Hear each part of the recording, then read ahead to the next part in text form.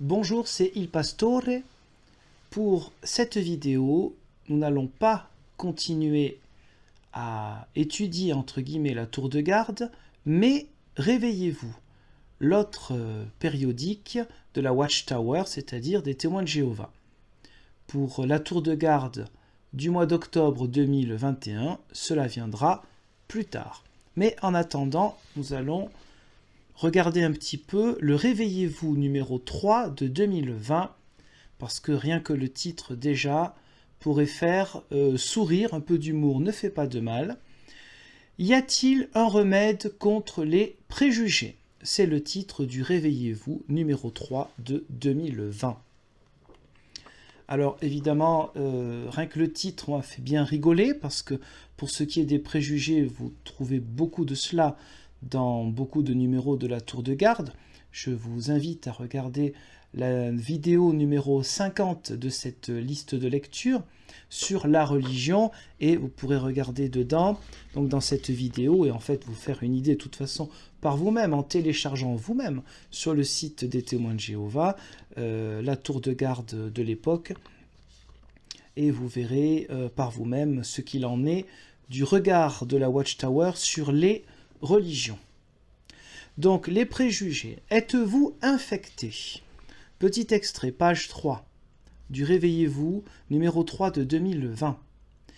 D'après le professeur en sociologie David Williams, quand quelqu'un a un point de vue négatif sur une catégorie de personnes, le jour où il rencontre un individu de cette catégorie, il le traite différemment, totalement inconscient d'agir de cette manière. Très bien. Dans ce cas-là, deux réflexions.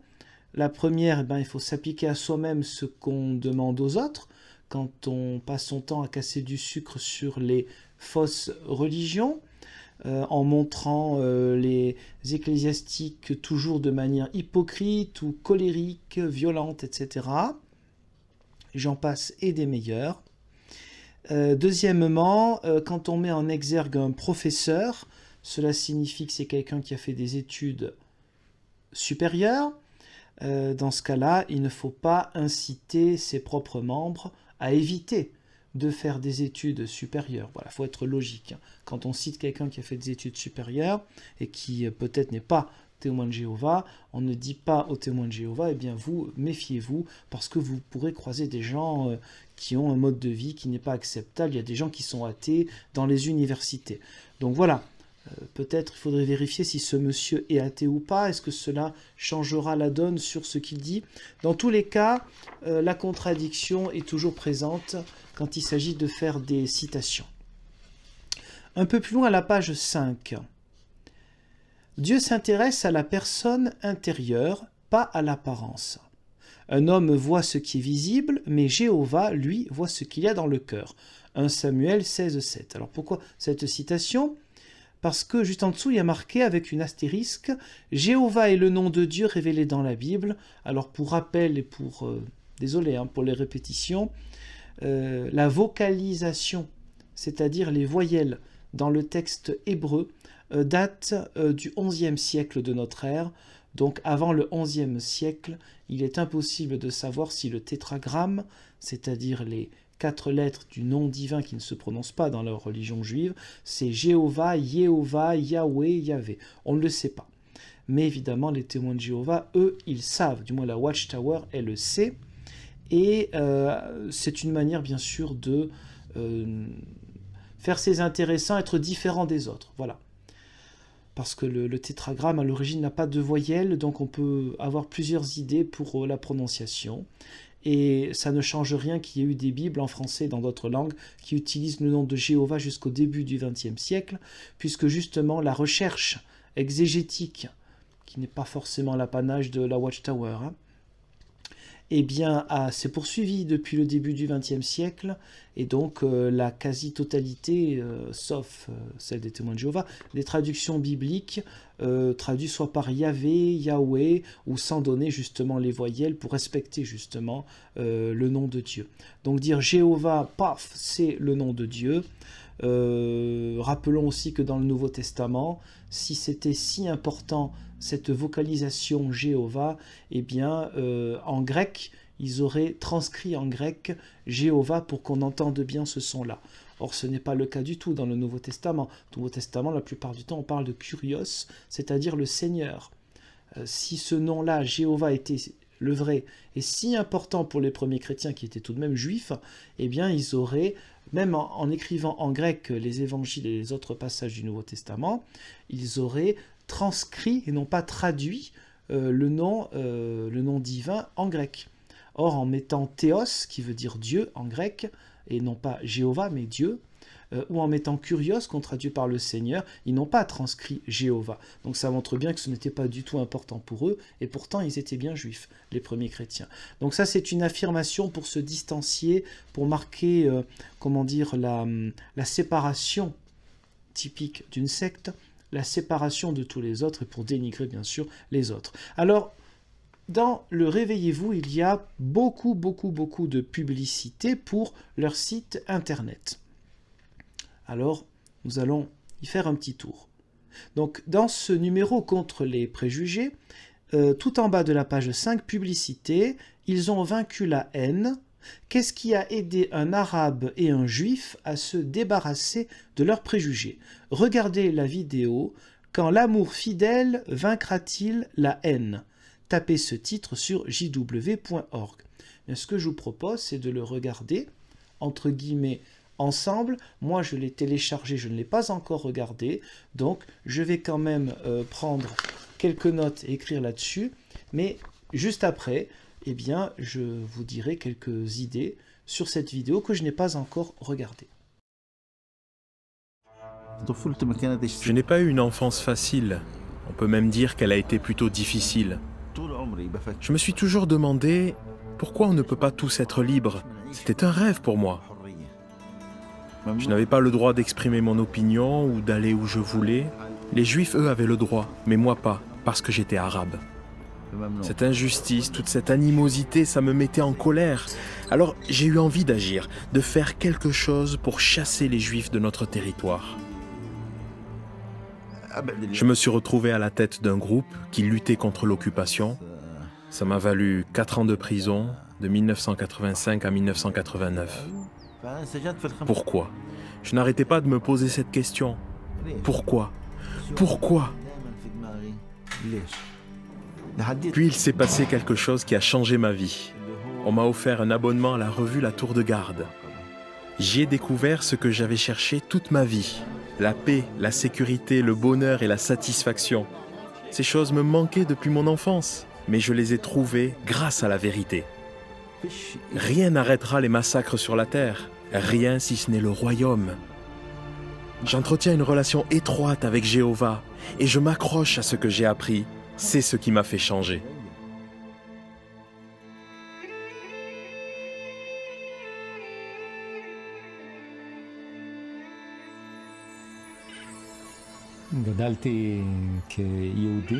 J'ai été élevé dans le judaïsme. On nous dit depuis notre enfance que nous sommes la nation choisie, que nous avons le soutien de Dieu.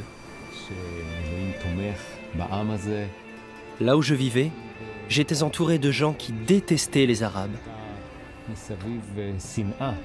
Je me rappelle, j'entendais souvent dire « Un bon Arabe, c'est un Arabe mort ».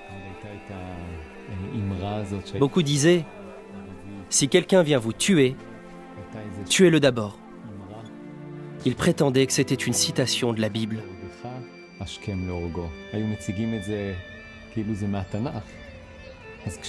Quand j'ai découvert la vérité, toutes ces barrières sont tombées. Pour moi, c'était très réconfortant de savoir que Jéhovah nous demande d'aimer tout le monde, des gens de toutes origines, y compris les Arabes. Aujourd'hui, je suis heureux d'appartenir à l'armée de Jéhovah, une armée qui compte des millions de personnes au service de Jéhovah. Leur but n'est pas de combattre d'autres personnes, mais de sauver des gens de toutes les nations et de toutes les origines.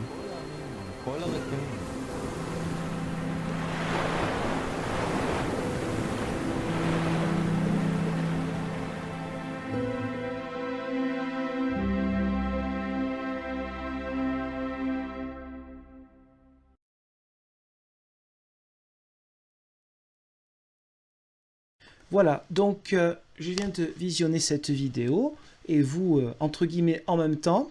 Donc j'ai pris quelques notes. Donc évidemment, c'est une vidéo très émouvante, vu l'historique des deux protagonistes, un qui a été violent contre les Juifs et un Juif qui lui aussi était dans cette idée de haine contre les Arabes. Il n'y a rien à dire. Et puis ce sont des témoignages, donc il ne s'agit pas de critiquer des témoignages. Le témoignage, c'est personnel, c'est presque intime. Donc évidemment, mon objectif n'est pas de ça. Mais de montrer certaines choses qui me parlent et qui peut-être apporteront quelque chose aussi à votre critique, votre réflexion.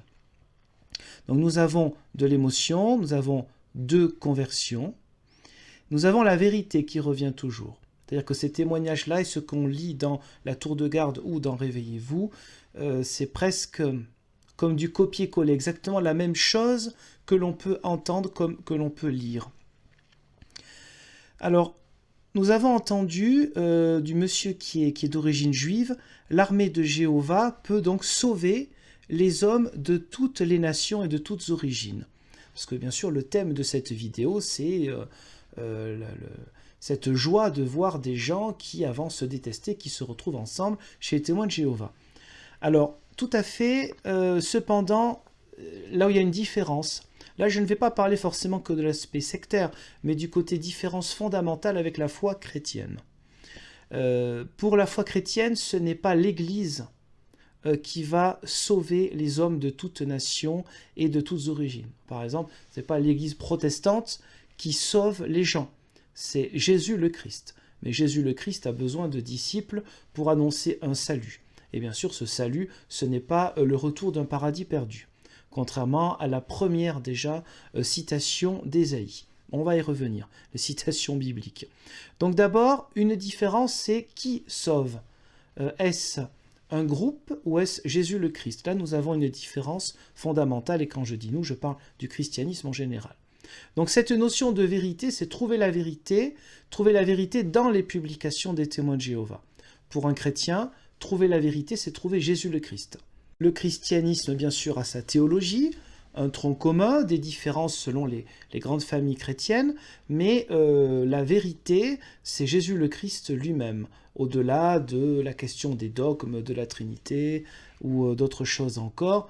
La vérité, ce n'est pas quelque chose qui s'apprend, mais c'est une personne humaine et divine avec qui on est en lien pour mieux être en lien avec les autres. Donc ils ont trouvé la vérité. Pour un chrétien, trouver la vérité, ce n'est pas évidemment la Bible en tant que telle qui est la vérité, c'est Jésus le Christ qui est la vérité, et le témoignage adéquat et fiable à son sujet se trouve dans le Nouveau Testament. Enfin, dernière citation d'Ésaïe chapitre 2 verset 2, où il est question de tous les peuples. Quand vous avez vu cette vidéo, peut-être avez-vous interprété comme moi, mais il s'agit de montrer que, voilà, il y a cette unité de tous les peuples au sein des témoins de Jéhovah. Rien ne pourra arrêter les massacres sinon le royaume. Ça, c'est ce que disait le monsieur d'origine arabe, monsieur arabe au début.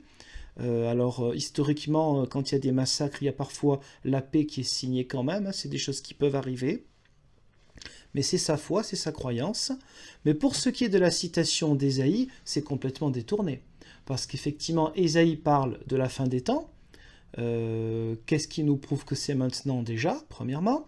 Deuxièmement, il nous dit tous les peuples seront réunis à Jérusalem, mais tous les peuples, dans le contexte d'Ésaïe, c'est tous les non-juifs. C'est-à-dire que c'est Dieu qui réunit tous les peuples. Ce ne sont pas les juifs, et sous-entendu plus tard les témoins de Jéhovah, parmi lesquels il y aurait des convertis de toutes les nations, c'est pas ça. Reprendre Ésaïe, ici c'est de manière particulièrement malhonnête. Dans le passage d'Ésaïe, ce sont tous les êtres humains, une espérance que tous les êtres humains, donc juifs et non-juifs, se retrouveront auprès de Dieu. Donc si on fait, si vous voulez, le parallèle ou l'actualisation avec aujourd'hui, en considérant qu'on est à la fin des temps, ce qui évidemment n'est pas sûr du tout, eh bien ça voudrait dire que littéralement, les témoins de Jéhovah Et tous ceux qui ne sont pas témoins de Jéhovah, d'où qu'ils viennent dans le monde, se retrouveraient auprès de Dieu. Donc vous voyez, plaquer ce verset sur ce qu'ils essayent d'induire, c'est de la malhonnêteté intellectuelle que l'on retrouve dans la plupart des cas, eh bien très souvent, presque à chaque page, quand il s'agit de citations bibliques, je ne parle pas de témoignages personnels, les citations bibliques que vous retrouvez dans la tour de garde ou dans Réveillez-vous. Donc je continue notre fameux Réveillez-vous numéro 3 de 2020, et nous sommes maintenant à la page 11. Les 2 pages précédentes, il était question donc de lutter contre les préjugés, vraiment des choses très, très positives par rapport à la différence de couleur de peau, toutes ces choses-là, rien à dire. On est tous d'accord. Je me suis dit, bon, ça va quand même un petit peu loin, il y a un moment où ça va se calmer parce que l'un des principes d'une secte, c'est d'éviter de faire trop copain-copain quand même avec des gens qui n'en sont pas. Sinon, le but aussi de les convertir. Alors, je sais bien qu'il y a des gens qui ne le font pas, qui ne cherchent pas à convertir. J'ai déjà eu des témoignages. Mais ce qui est demandé dans tous les cas dans ces brochures, ce n'est pas d'avoir des liens trop proches avec des gens sur le long terme. Ce n'est pas ce qui est demandé. Alors, voici ce qui est écrit tout en bas de la page 11. « Prudence toutefois », le titre. Certains individus choisissent une vie et adoptent des habitudes qui sont mauvaises pour eux et pour leur entourage. Par conséquent, quand on veut établir son cercle d'amis, il faut faire attention. Refuser l'amitié de gens sans scrupules, débauchés ou au comportement choquant, ne veut pas dire qu'on a des préjugés. Alors c'est tout à fait juste. Sauf que, dans cette petite liste, sans scrupules, débauchés, je veux bien qu'il n'y ait peut-être pas beaucoup de gens qui soient comme ça. Mais le comportement choquant, à partir du moment où on connaît un petit peu les brochures de la Watchtower, le comportement choquant, ça peut être très vaste à interpréter. Donc à partir de là, il est évident qu'il sera très compliqué d'arriver à trouver de véritables amis qui ne soient pas dans un minimum de comportement choquant à un moment ou à un autre. Ça va être compliqué à gérer tout de même. Nous ne cherchons pas à causer du tort à ceux qui violent nos normes morales, ni à les priver de leurs droits, évidemment, parce que sinon il y aurait des procès en écrivant l'inverse, mais la sagesse nous dicte de ne pas les accepter dans notre cercle d'amis, Proverbe 13, verset 20. Donc effectivement, et ça c'est valable pour tout chrétien et toute personne d'ailleurs sensée, notamment pour ses enfants, d'avoir un discernement. Mais là, il est évident que plus on lit les publications, plus il est non pas interdit, parce que c'est jamais dit de manière aussi directe, hein, mais vous êtes incité à éviter finalement une amitié avec les autres, parce qu'il y aura toujours quelque chose qui va clocher dans le comportement de l'un ou de l'autre. Ce qui est fondé bien sûr sur des préjugés, bien que le texte dise exactement l'opposé. Alors, en bas de la page 11, une autre vidéo. De vrais frères. Malgré leurs différences de race et d'opinion politique, Johnny et Gideon ont noué une amitié étroite.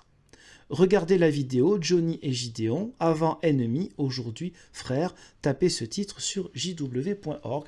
Donc, comme tout à l'heure, je vous propose de regarder ensemble cette vidéo. Je prends quelques notes comme tout à l'heure et ensuite, eh bien, je vous en parle.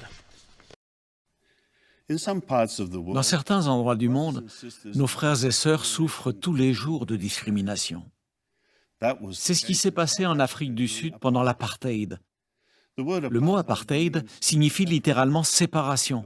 Il s'agit d'un système politique qui a été mis en place dans le pays en 1948. Par le moyen de cette politique, le gouvernement a imposé une séparation stricte des groupes raciaux.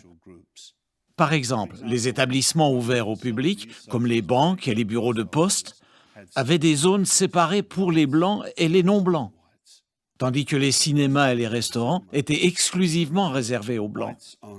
Cette séparation a continué jusqu'à la fin de l'apartheid en 1994. Mais alors, comment quelqu'un qui était fortement impliqué dans la ségrégation raciale peut-il être attiré par Dieu qui n'est pas partial ? Nous avons rencontré 2 de nos frères d'Afrique du Sud qui étaient dans cette situation.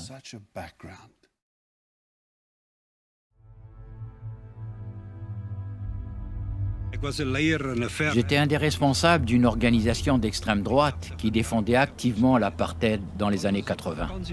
Un jour où nous étions en vacances à la mer, il n'y avait que des maîtres nageurs noirs.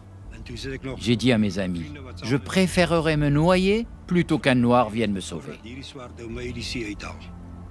Le deuxième jour de nos vacances, j'étais emporté par le courant. Et plus j'essayais de sortir de l'eau, plus je m'enfonçais. Soudain, j'ai vu un homme noir venir vers moi et je l'ai attrapé par le cou. Je l'aurais presque embrassé. J'étais tellement content qu'il soit là parce que j'étais en train de me noyer. J'étais complètement épuisé. Je ne pouvais plus rien faire. Même si un noir m'a sauvé la vie, je n'ai pas pour autant changé l'opinion que j'avais d'eux. Je voulais que la société sud-africaine ne tienne compte ni de la race ni du sexe et qu'elle soit démocratique. Avant même d'avoir 21 ans, j'étais déjà engagé dans l'éducation politique.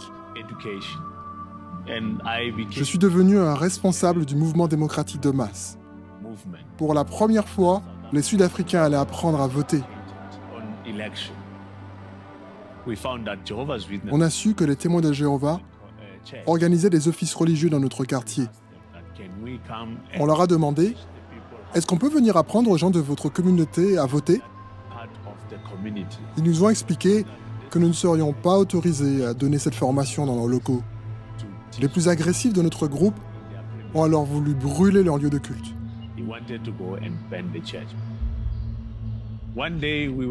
Un jour, nous étions en voiture avec d'autres membres du parti. Il y avait des blancs et des noirs. Nous avons vu des témoins blancs en train de prêcher. Et le chauffeur de la voiture, un blanc connu pour être raciste, m'a demandé « Johnny, tu vois ces blancs ?» Je lui ai répondu « Oui ». Il m'a alors dit « Je hais ces gens ». J'ai dit « Pourquoi ?» Il a continué « Parce que je hais ces gens ».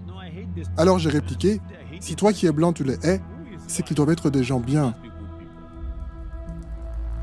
Les choses ont commencé à changer à la fin des années 80, quand l'apartheid a peu à peu été démantelé. Nous avons essayé d'arrêter ce processus par la force. Nous avons même pénétré à l'intérieur du Parlement après avoir enfoncé les portes à l'aide d'un véhicule blindé. Nous voulions voir si nous pouvions résister à ces changements, mais ça n'a servi à rien. Même si j'appartenais à une église, je buvais beaucoup et j'avais des relations extra-conjugales. À cause de tout cela, ma femme et moi avons divorcé. Ma vie était vide, je n'étais pas vraiment heureux.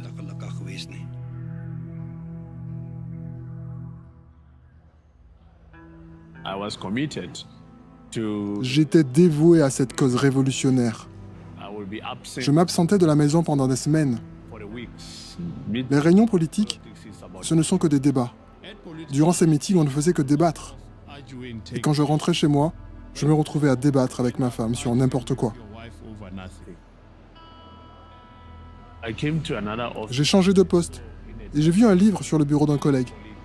C'était « La connaissance qui mène à la vie éternelle ». Dans ce livre, j'ai découvert la raison principale pour laquelle Jésus est venu sur la terre. Proclamer le royaume de Dieu. Et ce royaume est un gouvernement. Moi, à l'époque, je travaillais pour le gouvernement. Pourtant, je n'avais jamais entendu parler de ce royaume. J'ai compris que c'est un gouvernement réel qui serait établi pour résoudre tous les problèmes des humains. Je me suis senti à l'aise parmi les témoins de Jéhovah. Je peux ressentir l'amour authentique, pas celui qu'on pourrait trouver ailleurs. Donc, j'ai assisté à un office et depuis, je n'en ai jamais manqué un. Un ami m'a présenté des témoins. Un des frères que j'ai rencontré m'a demandé « Qu'est-ce que tu feras si je te prouve à l'aide de la Bible que quelque chose en quoi tu crois est faux ?» Je lui ai répondu « Je deviendrai témoin de Jéhovah ». Il m'a montré dans la Bible que l'étoile qui a conduit les astrologues à Bethléem venait en fait du diable qui voulait tuer Jésus. Ça a changé ma vie. J'ai dit « Maintenant, je peux devenir témoin ».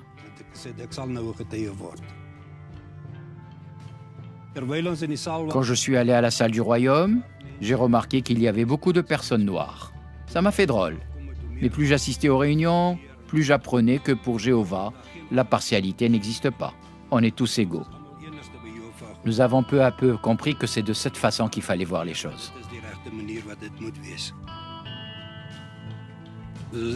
Johnny et moi, nous nous sommes retrouvés ensemble alors que nous étions complètement opposés politiquement.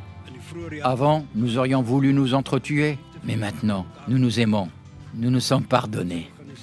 L'organisation de Jéhovah change totalement une personne. Quand je pense à qui j'étais avant et à qui je suis maintenant, je ne voudrais pas revenir en arrière. Jamais. C'est un si grand privilège d'être témoin. Les gens pensent que je suis trop gentil, mais ça m'est égal. Je suis devenu doux, mais pour Jéhovah. Je n'aurais jamais imaginé que quelqu'un comme Chrétien, qui vient d'une organisation d'extrême droite, puisse pratiquer le même culte que moi, qui vient d'une organisation d'extrême gauche.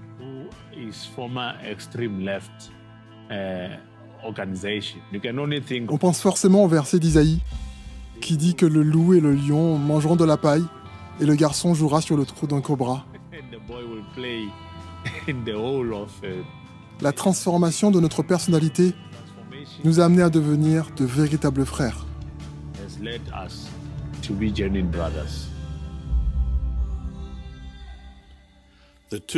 Ces deux frères, Johnny et Gideon, servent dans la même congrégation au nord-ouest de l'Afrique du Sud et participent régulièrement au témoignage public ensemble. Des collègues de leurs anciens partis viennent régulièrement les voir pour les encourager à reprendre leurs activités politiques. Cela leur offre la possibilité de leur parler de notre Dieu aimant et impartial.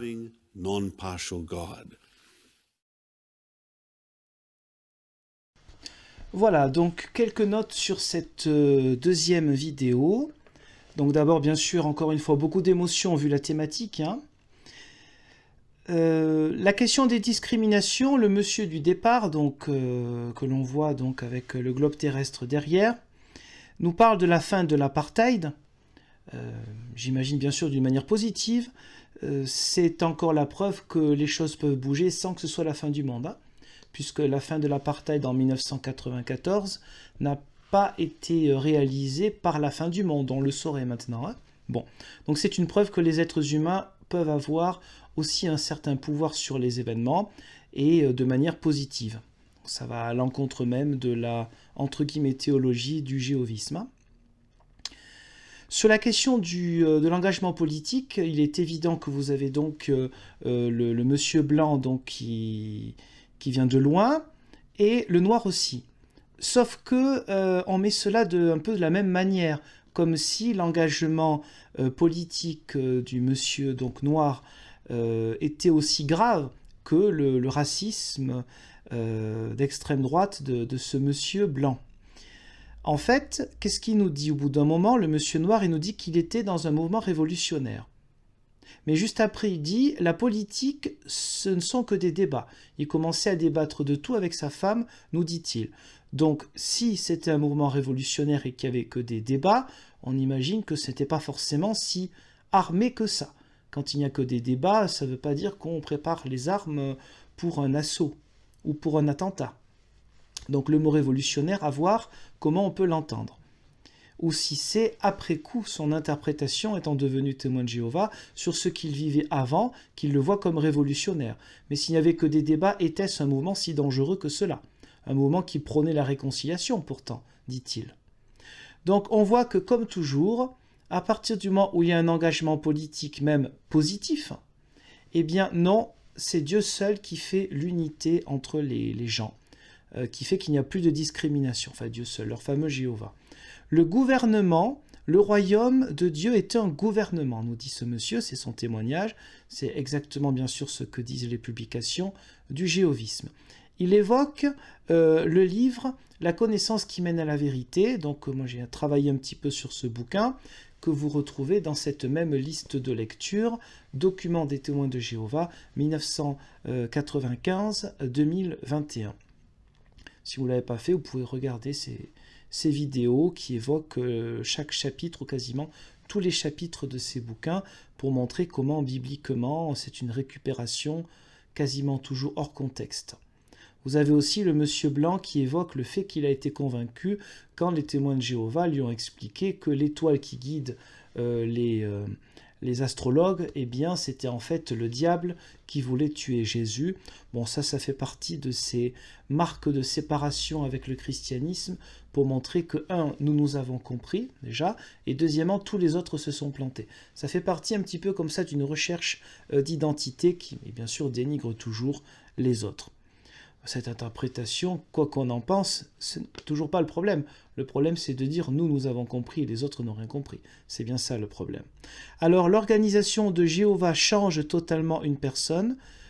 Pour ce qui est de la foi chrétienne, nous considérons que c'est Dieu lui-même et non pas l'Église qui serait l'organisation, j'imagine, parallèle donc, à l'organisation de Jéhovah.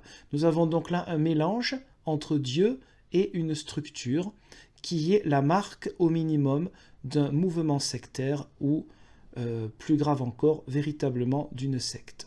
Voilà, c'était quelques petites interprétations de la vidéo que vous venez aussi de regarder. Il y a encore une troisième vidéo, mais je propose d'aller encore un peu plus loin sur le magazine Réveillez-vous, donc à la page 14, toujours le numéro 2 de 2020. À la fin, bien sûr, on vous donne le remède définitif. C'est ce qui est marqué. Un remède définitif. Un gouvernement idéal. Jusqu'à aujourd'hui, les gouvernements humains se sont révélés incapables d'extirper tout préjugé des mentalités. Mais cela veut-il dire qu'aucun gouvernement n'en est capable ? Pour pouvoir remédier à tout préjugé, un gouvernement devrait insuffler à ces sujets le désir de changer leur manière de considérer des autres, etc. En fait, unifier l'ensemble de l'humanité, en fait, ce qu'il vous donne. Il vous donne quelque chose qui est impossible à faire pour un gouvernement, pour vous dire, vous voyez, c'est la preuve que ça ne marche pas, donc le seul gouvernement possible, c'est celui de Jéhovah. Vous trouvez cela chez nous, évidemment, puisque personne d'autre s'appelle témoin de Jéhovah. Je rappelle aussi qu'en tant que chrétien, on n'est pas témoin d'un Dieu, mais témoin de Jésus-Christ lui-même, qui est, lui, la révélation de Dieu. Et je termine un peu plus loin, à l'avant-dernière page. Est-ce réaliste de croire qu'un tel gouvernement puisse exister ? Oui, mais pour cela, il faut examiner les preuves de son existence. C'est là où vous voyez la différence entre la foi et le rabâchage, le lavage de cerveau. Nous vous invitons à le faire de ces trois manières. Donc, en demandant à un témoin de Jéhovah de vous montrer les preuves que, par son royaume, Dieu réalisera bientôt ces promesses mentionnées dans la Bible. Donc pour prouver que c'est vrai, eh bien demandez qu'on vous le prouve. Si déjà vous avez compris que c'est vrai dans cette publication, demandez encore qu'on vous le prouve. Ensuite, en point 2, en allant sur jw.org, nous avons regardé 2 vidéos. La Bible et vous, question biblique, le royaume de Dieu. Donc c'est très précis. Et enfin, en assistant, bien sûr, à un office des témoins de Jéhovah, où vous verrez l'amour et l'unité en action. On imagine qu'il y ait toutes les personnes, et qui sont des centaines, si ce n'est des milliers, qui sont allées au tribunal pour porter plainte contre des actes pédophiles au sein des anciens ou d'autres personnes chez les témoins de Jéhovah, ont vu bien évidemment cet amour de Dieu à l'œuvre dans cette organisation. Je vous remercie et je vous dis Dieu voulant, à bientôt. Au revoir.